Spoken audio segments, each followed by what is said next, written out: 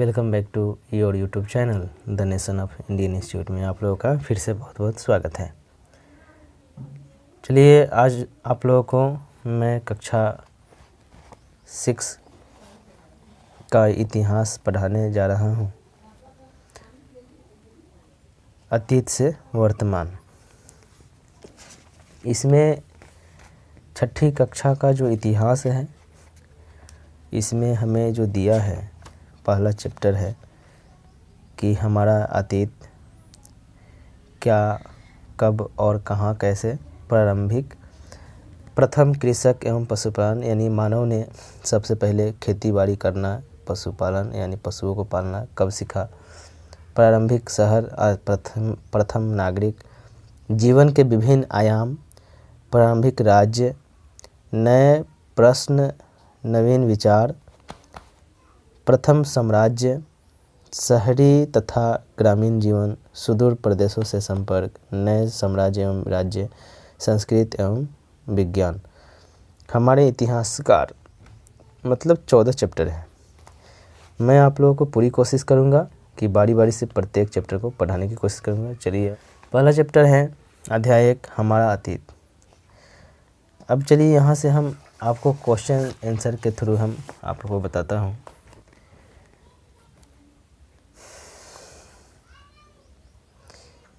अतीत से हमें डैश की जानकारी मिलती है। क्वेश्चन हो सकता है कि अतीत से हमें डैश की जानकारी मिलती है। क्या मिलती है? इतिहास जो है ना, इतिहास से हमें अतीत की जानकारी मिलती है। यदि क्वेश्चन आ जाए कि इतिहास से हमें क्या चीज़ की जानकारी मिलती है तो अतीत की क्वेश्चन हो सकता है। अतीत को जानकर ही हम डैश को समझ सकते हैं, तो अतीत को जानकर ही हम वर्तमान को समझ सकते हैं। यानी हमने पूरी कोशिश की है पूरे किताब में से, इस चैप्टर में से कि जितना सारा क्वेश्चन निकल सके, अराइज हो सके, मैं पूरी कोशिश किया हूँ। ठीक है, आप लोग इसे पढ़िएगा ध्यान से। इतिहास मानव समाज की डैश स्मृति है। इतिहास जो है मानव समाज की सामूहिक स्मृति है। यदि कोई समाज अपने डैश को नहीं जानता है तो उसकी हालत वैसे ही है जैसे किसी ऐसे व्यक्ति की जिसकी डैश गुम हो जाती है। यानी कह सकते हैं कि यदि कोई समाज अपने इतिहास को नहीं जानता है तो उसकी हालत वैसे ही जैसे किसी ऐसे व्यक्ति की जिसकी याददाश्त गुम हो चुकी है। क्वेश्चन निकल सकता है। मनुष्य एक डैश प्राणी है। मनुष्य एक सामाजिक प्राणी है। हम सभी डैश में रहते हैं तो हम सभी समाज में रहते हैं।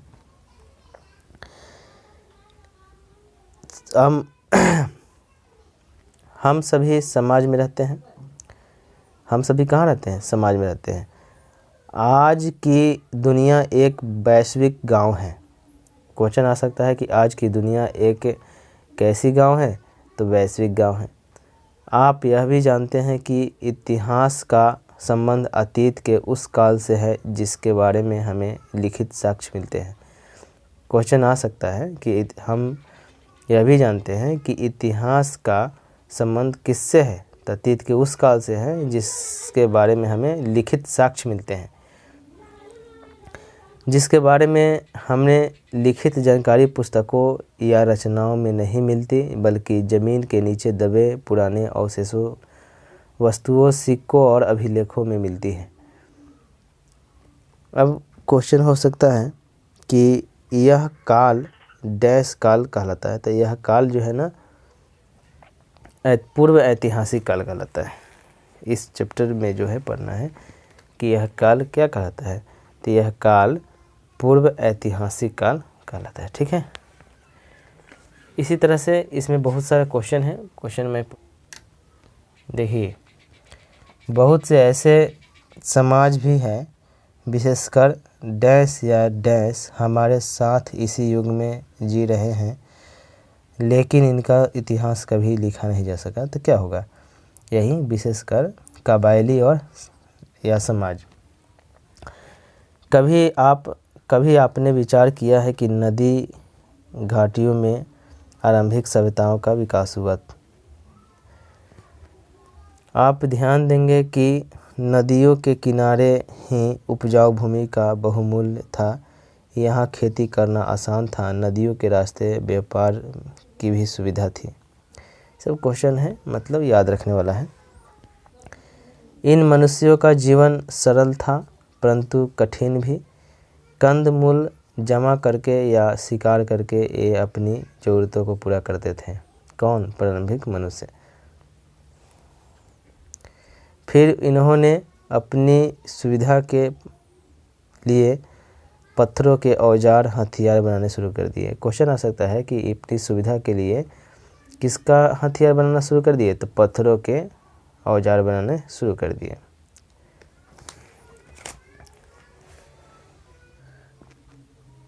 मनुष्य द्वारा पहला आविष्कार पत्थरों के आविष्कार और हथियार था। क्वेश्चन आ सकता है कि मनुष्य द्वारा पहला आविष्कार क्या क्या था? तो मनुष्य द्वारा पहला आविष्कार पत्थरों के औजार और हथियार था। ठीक है। मनुष्यों द्वारा एक बहुत महत्वपूर्ण खोज क्या थी? मनुष्यों के द्वारा एक बहुत महत्वपूर्ण खोज क्या थी? मनुष्यों के द्वारा एक महत्वपूर्ण खोज आग का आविष्कार था। वैदिक युग बौद्धिक और आध्यात्मिक प्रगति का काल रहा। क्वेश्चन आ सकता है कि वैदिक युग डैश और डैश प्रगति के काल रहा, तो बौद्धिक और आध्यात्मिक प्रगति का काल रहा। विश्व के प्रथम गणराज्य की ओर भारत के पहले साम्राज्य की स्थापना हुई। कहाँ हुई? बिहार में हुई। बौद्ध और जैन धर्म। बौद्ध और जैन धर्म की उत्पत्ति का केंद्र कौन था? तो बौद्ध और जैन धर्म के उत्पत्ति का केंद्र बिहार ही था।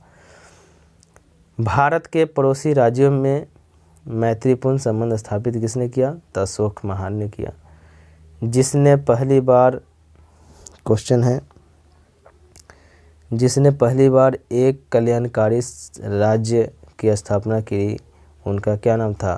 तो अशोक महान। ये सब क्वेश्चन है। ठीक है।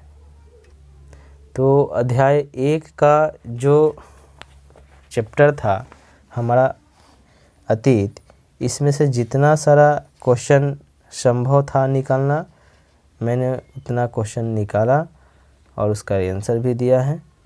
आप इसे पढ़िए, ध्यान से पढ़िए, और भी इसकी जो चैप्टर है उसको भी कंप्लीट कराई जाएगी। ठीक है। आगे का चैप्टर है 2 नंबर, कब, कहाँ और कैसे। ठीक है। बहुत बहुत धन्यवाद।